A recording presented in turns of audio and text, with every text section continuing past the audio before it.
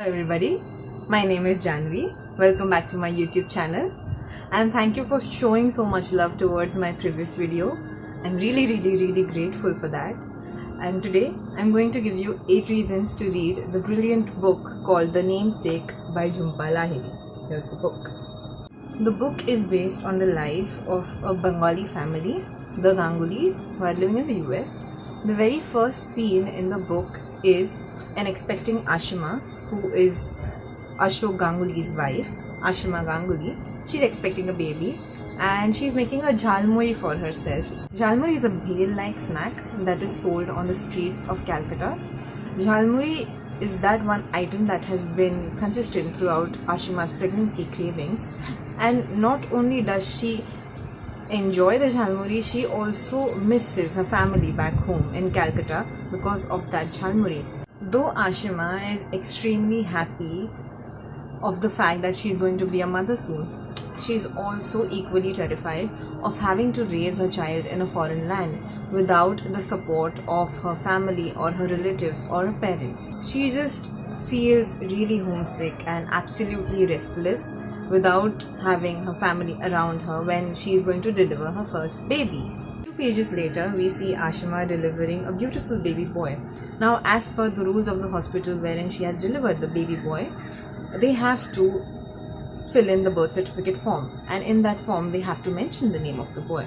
Ashima and Ashok Ganguly, who's Ashima's husband, haven't yet decided on the name of their child because as per the Bengali custom, they have to let the eldest living member of the family do that job.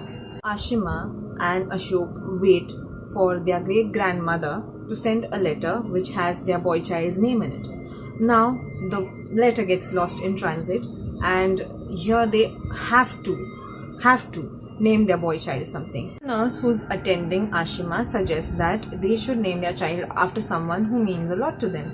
And Ashok Ganguly decides upon the name Gogol because the writer Nikolai Gogol holds a lot of importance and at a point in his life saved him from death. So that's where Gogol Ganguly gets his name from, and this is the person who this book is about. He is the namesake of Nikolai Gogol, and Gogol ends up hating his name for the rest of his life, and that is the story about it. Now let's talk about the reasons why you should read this book. It's not just limited to what I've just explained to you. First reason being, the book is extremely fast paced. Don't go by the size of it. It's almost 300 pages long, but it's so fast paced you can just finish it off in one sitting. It's extremely well written, brilliantly written, and the pace of the book is really good and it's intriguing. You want to know more and more. The paraphrasing of this book is very simple in its nature, so even a person who's new to books can easily read this book without having much problem. Indianness is the soul of this book. As we say, you can take an Indian out of India, you cannot take India out of an Indian. So the Gangulys, even having spent their entire lives in the USA, do not wear footwear inside their house. Whenever somebody is going out of their house, they stand to wave them off till the vehicle or the person is completely out of sight. And this just hits home because it's just so relatable. Reason number 3 is a little strange and a little weird. I loved the way the instances of death are treated in this book. It's really nuanced, it's really well handled in this book, and very early on in the book you see many people just passing away. The treatment of somebody passing away is not at all dramatic. It's really practical, it's very nuanced. Also, the aftermath of death. What happens to the people who are left behind? There are 2-3 instances in the book where people just enter the house where the deceased person was there a few moments ago and they touch their things, and it's a little weird to me, but it also is very brave at the same time. You cannot run away from the fact that somebody is no longer present with us. The grieving of certain characters is also very realistic. They just seclude themselves or isolate themselves from others, but later on they go back living their lives because life goes on. characters have their moment where they so terribly miss that person that they can't handle anymore. I'm just saying that the treatment of death in other books that I have read and in Jhumpa Lahiri's writing basically is very realistic and practical in nature. Jhumpa Lahiri loves drawing parallels between the American way of life and the Indian sort of way of life throughout the book. Like, it's very odd for Ashok and Ashima Ganguly, though they have been married to each other over 2 decades, to show physical affection towards each other, to peck each other on the cheeks, to just put the hand around each other's shoulder. It's just really odd for them, while it's okay if other Americans do that, but they do frown at it. The kids in the book constantly have to call their parents and tell them where they are at that exact moment. For instance, Gogol Ganguly says that the parents of his Western friends, they enjoy the party that they are throwing for the people. On the other hand, he says that his parents act as if they are the caterers in their own house, in their own party. Lahiri does that a lot throughout the book, and these parallels are comical for most part of it. Reason number 5, I guess it is, are the conversations between Gogol Ganguly and Ashok Ganguly. They are the highlight for me in the entire book. Emotional they are, how important they are, and yet there is no drama involved in them at all. Ashok Ganguly is a man of a few words, and he only says things when he absolutely has to, but he's one of those people, when he opens his mouth to speak, he's going to impact you in some way or another. 2 instances that stood out for me in the entire book. One is where Ashok Ganguly explains Gogol Ganguly why he has given him such a strange name and why Nikolai Gogol means so much to him, and you should look out for the story in that book. It's absolutely heartbreaking. Second instance is when the Gangulys are out on the beach and Ashima Ganguly wants Gogol to not go too far, and we are talking about a very young Gogol over there, but Ashok assures Ashima that he is with Gogol, and he holds his hand and they walk towards the very other end of the beach that they are at. And when they are there, Ashok wants to click a picture of both of them, and he unfortunately doesn't have a camera with him at the moment. Then he tells Gogol, I want you to remember this moment. And Gogol asks him, how long should I remember it? Ashok tells Gogol that he wants him to remember this moment forever.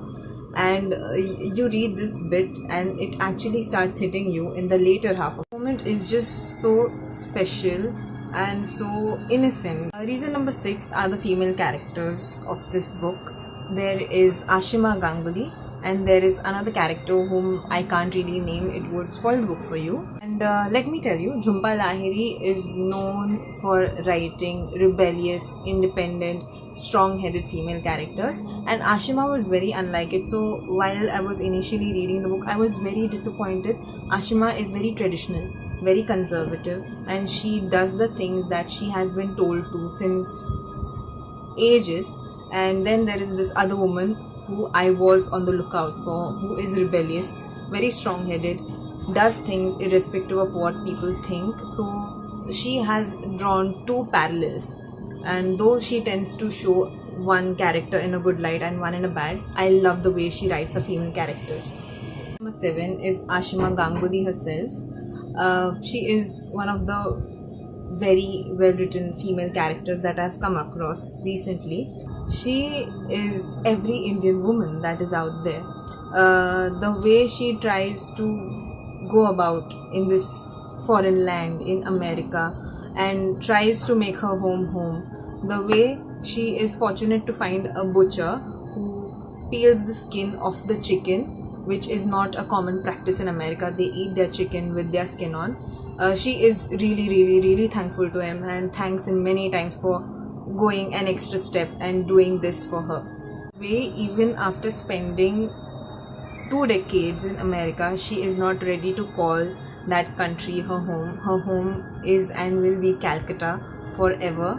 When a close member in the family has passed away, she forbids her kids to eat meat in their schools, and when she finds out that they did eat meat in their school anyway, she scolds them. She is every Indian mother out there. And while reading Ashima, I was fondly looking at my mum, and Ashima made me want to go and grab my mum and give her a very tight hug. So the way Ashima gets very furious when Gogol moves out of their house to another place, and when he comes back to his hometown for the weekend, he calls that place his home and not this place his home. So that infuriates Ashima a lot. The way she feels really uncomfortable wearing anything other than her saris. So on a vacation back home in India, she feels extremely shy and awkward when she has to wear salwar kameez on a day out. The way she disapproves of Gogol's American girlfriends and constantly reminds him that he eventually has to have a Bengali wife. Every Indian woman who loves fiercely, who has given up everything without giving it a second thought for her family, and Ashima is all hearts for me. So you should read the book for Ashima if for no one else.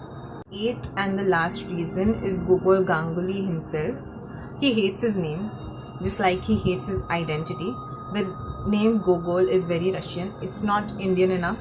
It's not American enough. Just exactly what Gogol feels about himself. That's what most of the NRI and Indian expats feel about themselves. Your heart goes out to Gogol because he's constantly trying to figure things out like all of us are. He wants to do something which his parents won't necessarily agree of, pursue his own career, do what he wants to do, and you can relate with Gogol. In awe of the fact that his American girlfriend's parents are okay with him being around their house while his parents won't approve of it. There's a very funny instance in the book when teenage Gogol is in his English literature class and his professor tells them about the life of Nikolai Gogol, and he is absolutely terrified to learn about that man, that he had led a miserable life. Though he was the greatest writer to have ever existed, he has shaped many writers in a way, but he did lead a miserable life. He was not able to hold a conversation with people. He had not been with a woman ever. He had not fathered any child. So Gogol was scared of the fact that, like the name that he shares with Nikolai Gogol, he will also share his fate. The incident is written in a very comical manner, and you should look out for it. Gogol struggles to fulfill the expectations that his parents have from him. A series of failed romances, how he's trying to figure himself out and try make things better for himself and for others around him as well, makes you root for Gogol, who is basically the protagonist of this book.